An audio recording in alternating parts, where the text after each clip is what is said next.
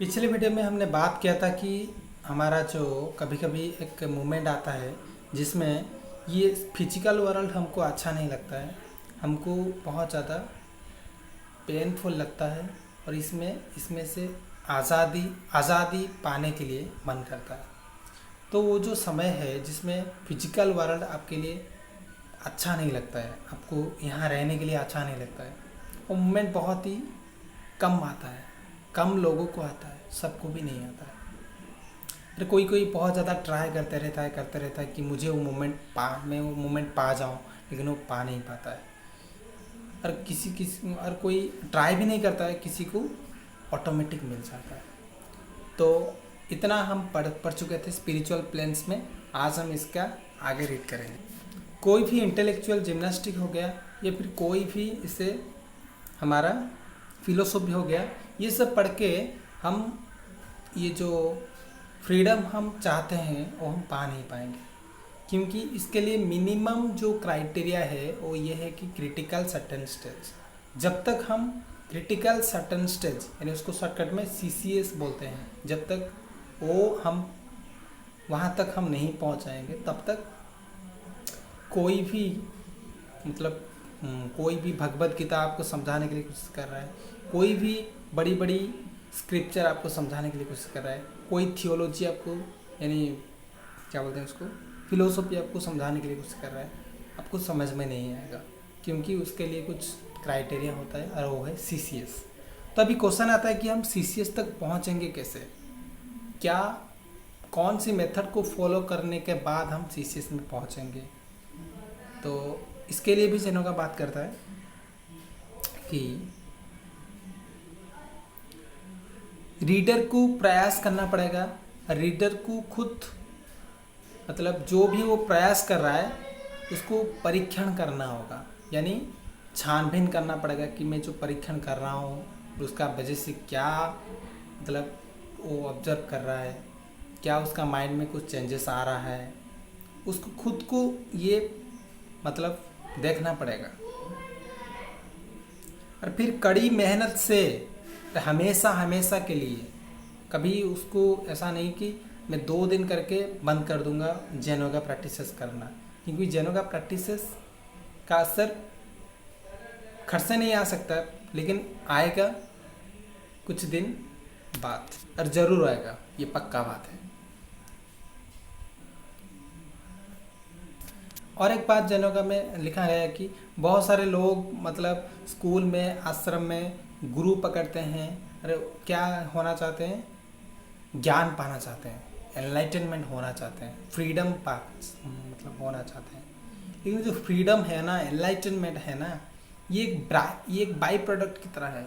यानी ऐसे मान लो एक बहुत बड़ा अंडरस्टैंडिंग और उसका बाद जो बाई प्रोडक्ट निकलता है उसको हम एनलाइटनमेंट बोलते हैं। लेकिन हमको डायरेक्ट वो एनलाइटनमेंट चाहिए, लेकिन डायरेक्ट जो एनलाइटनमेंट आप बोलते हैं उससे पहले बहुत बड़ा अंडरस्टैंडिंग को आपको क्या करना पड़ेगा, उसका ऊपर महारत हासिल करना पड़ेगा। मतलब छोटा छोटा बहुत ज़्यादा अंडरस्टैंडिंग इकट्ठा करने का बाद, तभी जब आपके पास बहुत ज़्यादा अंडरस्टैंडिंग होता है, बहुत ही सेंसिटिव आप हो सकते हैं, तभी बाई प्रोडक्ट की तरह आपको एनलाइटनमेंट मिलता है।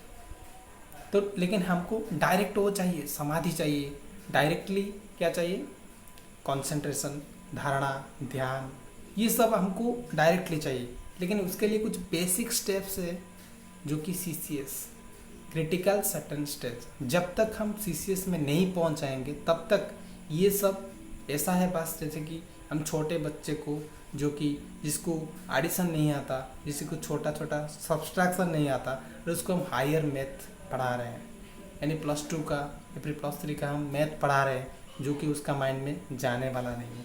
ठीक ऐसे ही हमारा हालत ऐसा ही है कि हमारा माइंड के अंदर वो नहीं जा सकता। धारणा, ध्यान, समाधि, ये सब क्या है हमको कुछ भी नहीं पता, बस हमको चाहिए, उसके बारे में कुछ भी जानकारी ही नहीं है।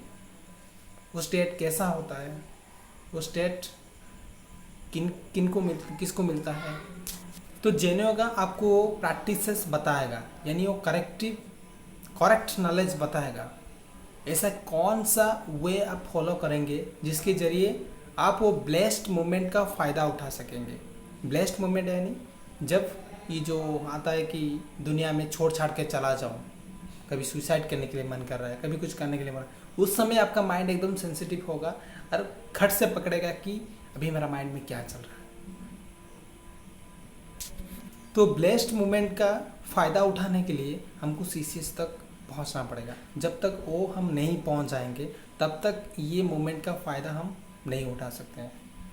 हमारा माइंड के अंदर अभी जो सेल्स है ना, वो बहुत ज़्यादा वीक सेल्स हैं, यानी उसको हम डेवलप करके उसको विकसित करना पड़ेगा, इवॉल्व सेल्स बनाना पड़ेगा। जब ये हो जाएगा तब ऑटोमेटिक धारणा, ध्यान, समाधि सब कुछ हो जाएगा।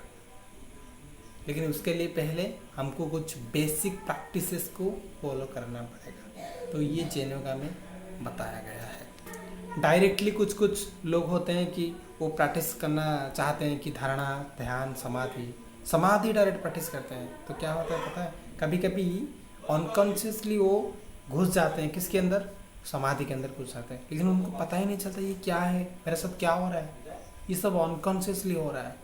और उसका बाद कभी कभी उसका डेथ भी हो जाता है, आदमी वो वापस नहीं आ पाता है, बॉडी से निकल करके चला जाता है, लेकिन बड़ी बॉडी को वापस नहीं आ पाता है, क्योंकि उसको कुछ पता ही नहीं कि मेरे साथ क्या हो रहा है। तो ये सब बहुत ज़्यादा हायर यानी है। तो हायर को जानने से पहले हमको बेसिक प्रैक्टिसेस को जानने की ज़रूरत है। तो इसलिए हमको प्रैक्टिस को जारी रखना पड़ेगा। तो मैं बहुत ज़्यादा मेरे लिए इम्पोर्टेंट था कि जो धारणा, ध्यान, समाधि होता है ये शायद हम सबको करना चाहिए, लेकिन मुझे पता ही नहीं था कि ये बहुत ज़्यादा हायर प्रैक्टिसेस होता है। इनको टॉच करने के लिए भी हमारा क्या योग्यता नहीं है। जैसे कि मतलब कोई मेरा फ्रेंड कोई गया था कि कॉलेज में पढ़ाने के लिए, उसको बोला कि तो तुम्हारा क्या क्वालिफिकेशन क्या है तुम्हारा। उसने बोला कि मैं ग्रेजुएशन किया हूँ। उसने बोला कि ग्रेजुएशन किए हो, पता है पीजी नेट क्वालिफाई करने का बाद भी बच्चा लेक्चरशिप नहीं कर पा रहा है, ये बोला गया उसको। तो मतलब ये कॉलेज में एंट्री करने की भी तुम्हारा औकात नहीं है, उसको डांटा गया। ठीक ऐसे ही हमारा औकात ही नहीं है कि धारणा, ध्यान, समाधि ये बहुत बड़ी बड़ी बात है, ये छोटा बात नहीं है। हमको बहुत छोटा लगता है और हम उसको प्रैक्टिस करना शुरू करते हैं, लेकिन ये बेवकूफ़ी है। जब तक हम अपना माइंड को शांत ना करते हैं, कोई भी सिचुएशन आ जाए, जब तक हमारा माइंड स्टडी ना हो जाए, जब तक हम बेसिक प्रैक्टिसेस को फॉलो करके हमारा माइंड का सेल को डेवलप ना करते हैं, तब तक ये प्रैक्टिसेस हमारे लिए, मतलब ये बड़ी बड़ी प्रैक्टिसेस हमारे लिए इम्पॉसिबल है। तो आज के लिए इतना ही, बाकी हम अगले वीडियो में करेंगे। तो thank you for watching this video. अगर वीडियो अच्छा लगा तो लाइक कर देना और सब्सक्राइब और शेयर करना मत भूलिएगा। तो थैंक यू।